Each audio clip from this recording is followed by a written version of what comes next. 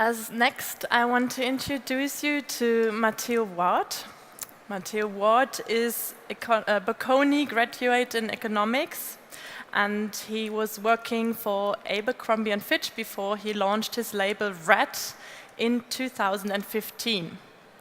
And I would like him, together with Alice Fortuna, can come to me, please. You will start and Alice will be later on? Okay, great. And yeah, you will introduce us to your collection, Wrad. Yeah. And we'll hear what pencils and fashion have in common. Have in common, right? Okay. Thank you, Matteo. Thank you so much. And thank you guys. Good afternoon. So, what do pencils and fashion have in common? Just a brief introduction about Wrad. Wrad is today a sustainable, innovative startup, which is working on 3 different symbiotic levels of actions to push forward a simple but very necessary today mission: catalyzing the rise of a new order of sustainable action in the fashion industry. The way we've been approaching the topic is by working both on educational and communication sector, sustainable innovation, and then pushing forward our own brand, which only launched last year, not really with intention to sell just more t-shirts and jeans. If I ask everyone here in the audience, how many of you really need today another pair of t-shirts or another pair of jeans? Nobody. That's the intention. Nobody needs it, but everybody needs to have something as a medium to truly amplify a conversation around the need to revolutionize this enormous, rapacious industry that has become one of the most polluting industries worldwide. It is not really a mission statement that we drafted around a table trying to figure out how to push forward our business strategy, but rather the result of 2 years of trials and errors, a lot of mistakes, just truly trying to figure out how to have an impact, how to drive change forward, how to do things in a different way and inspire other people to do the same along with us. Why change, though? We talked about sustainability and we talked about a lot of things today, but to give you a little bit more of a perspective, I was at a conference a couple months ago with a representative from the United Nations. All he did was to come on stage, he looked at everybody and he was like, in 2030, there will be 8 billion people on this planet. Water, a scarce resource. We're going to have to choose whether to sustain the fashion system as it is and keep using water to sustain its current production cycles, or we're going to have to choose to sustain humanity and give water to people. 8 billion people on this planet, textile production will increase by 67%, water consumption by 50%. If we talk about waste creation, another huge topic in the fashion industry, we consume textile at an enormous rate and we waste a lot of it. At the same time, when we purchase clothing, we just automatically think that they can be treated as disposable goods and we just keep on consuming them. Well, the problem is that textile waste will increase by another 51% by 2030, and our Earth has already surpassed the capability to absorb it by 1.6 times. And then if we look at carbon emissions, we hear it every day, talks about climate change and what's going on. Well, CO2 emissions are expected to increase by another, on average, 60%.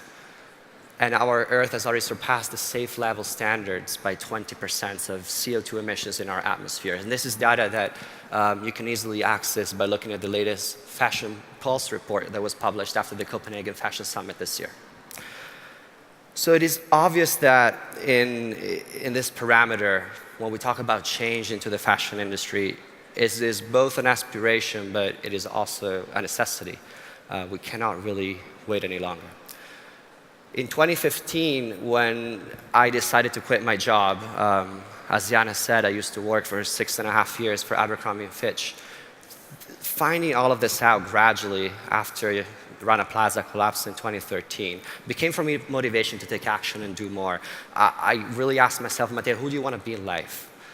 I wanted to drive change forward. So simply quitting my job and putting together a small team with Victor Santiago and Silvia Giovanardi, we started sharing the truth about clothing and everything that has to do with clothing production on our Instagram page.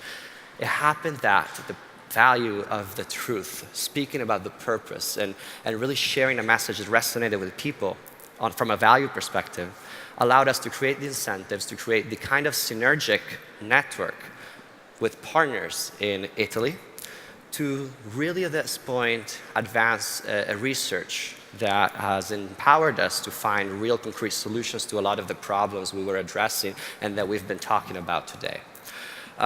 Fundamental in this journey has been a partnership that we have established with a company, an Italian company, Alisea, which has been invested in creating circular cycle and circular economy dynamics in Italy for the past 20 years. Alisea is the inventor of a very special product, Perpetua, which is a pencil. What does a pencil have to do with the fashion industry, to go back to our initial question? Well, I thought there was no better way to explain it, explain how a pencil inspired us to find a solution for the fashion industry than having a team from the Perpetua here on stage with me. So please give a warm welcome, the warmest you can, to Alice. Hey.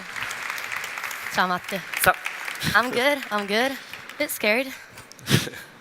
So Alice and I have known each other for quite some time. Why don't we kick it off by sharing how Perpetua and Wrad met? Sure. So we first heard about Wrad and what they wanted to do about 2 years ago. And we had absolutely nothing to do with fashion at the time, but we had everything to do with Wrad's mission. We have been working to inspire people and companies to manifest intangible social and environmental values through simple, tangible products as Perpetua, the only pencil to be made in recycled graphite. And it became part of our company's DNA to endorse third-party companies that share the same values, that have our mission and want to drive change as much as we do. So our paths crossed when we asked Wrad whether the same graphite we used to produce Perpetua could be applied in the fashion industry, and offered to support them with our 20 years experience and know-how in the world of circular economy, right? Absolutely, and thank you for that, because from that question, we discovered something quite fascinating. We were not on the path of inventing anything, but rather reimagining an old, ancient dyeing technique that the Romans used to adopt 2,000 years ago. They asked us, can we use the same recycled graphite for the pencil into the fashion industry? Quick Google search, we found out that the Romans did it 2,000 years ago. Pretty much. Kind of like that. Kind of like that. So this is how you can do it at home? Yeah, you can. Or, as we travel down to the ancient town of Monterosso Calabro, this is how they used to do it in another way.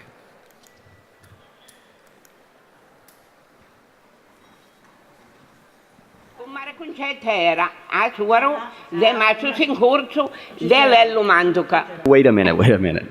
Let's go back to the story for a second.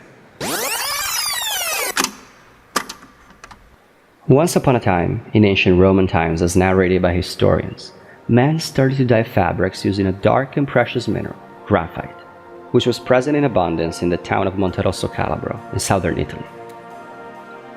The practice started to truly settle in with the people of the town through the 16th to the 19th century, a period in which Monterosso gradually became a hub for the weaving of linen and silk. We wanted to find out more about this story, so decided to drive all the way down to Monterosso. And in 3 days we spent there, we really had the chance to go back in time for a few days. Talking to the women who still hold the memories of the ancient traditional weaving and dyeing techniques that their mothers, their grandmothers, and great-grandmothers passed on to them was quite special. A fun and unique experience that truly brought us close to the people of the town. The recipe to naturally dye fabrics with graphite was quite simple. Rainwater streams originating from the mountain used to be collected in these big stone tubs called urne. Once these tubs were full, graphite powder was then added to the water, creating this very dark compound. This was finally then mixed with pomegranate skins or walnuts, natural ingredients necessary to fix the minerals to the fabrics. The fact that graphite was present only in Monterosso started to draw a lot of attention from dyeing experts and women all around, just as they caught our attention hundreds of years later. From tradition to innovation, we decided to revamp this dyeing technique by upcycling wasted graphite powder. An innovative intuition which we developed thanks to our synergic partnership with Susanna Martucci of Perpetua. Graphite is a non-toxic and natural carbon-based mineral, but the dismantling process of the powder is a cost that we can avoid for the environment and society. The graphite powder we collect comes from the Italian base of Japanese multinational Toyotanso. It is produced and otherwise wasted as a result of the production process of electrodes and other graphite-based technological tools. Each graphite dye tee, which are made with organic cotton certified by the Global Organic Textile Standards, recovers 10 grams of wasted graphite that would otherwise be disposed of in landfills. We've also found a way to print using wasted graphite powder, using G-ink, another product of Perpetua and Alizea. An innovative process inspired by our history and our tradition, which brings circular economy dynamics into our product. Sometimes you really do have to take a step back in order to move forward.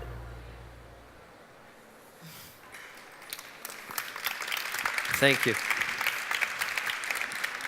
So here we have the story narrated by Wrad's graphite tee, not just a regular gray t-shirt, but it narrates the story how it is possible and necessary to kind of like think outside the box and get away from a linear cycle, linear model, and get to a circular model, repurposing something that a company treated as waste into an innovative cycle inspired by tradition. But this is just step one into the research that this t-shirt then kicked off, right? It is. Our research did not end there. With a third Italian partner, Italdenim, who is a denim maker involved in innovative and sustainable manufacturing processes like ourselves, we began researching on the potential applications of the G-powder, specifically in the denim segment, being this one of the most polluting fabrics in the fashion industry. And the results, we are incredibly proud to announce it today. It's an innovative patent by Alizea developed with Wrad and Italdenim, and it's called the G-powder technology. And I'm actually wearing it right now. It's here. So this is the G jacket by Wrad. The first product to use this incredible technology, entirely produced in Italy. But what makes this jacket so special? Well, first of all, from an environmental point of view, if we look at water footprint, we were able to cut that down by 95% in the dyeing stage, right? Absolutely, which is quite remarkable if you think about the fact that just in the dyeing stage, on average, 300 liters of water are needed, hot water, so a lot of carbon emissions there, to rinse off a lot of the just gross chemicals that are dumped into our fabrics in the yarning and dyeing and waving process. But talking about chemicals then, what can we tell me about the G-powder technology and its relation to chems? Super happy to tell that we were able to completely eliminate the use of chemicals. The G-powder technology recycles chitosan from the food industry as substitute for synthetic polymers, and the graphite from the tech industry as substitute for chemical pigments. So no further processing is needed at this time.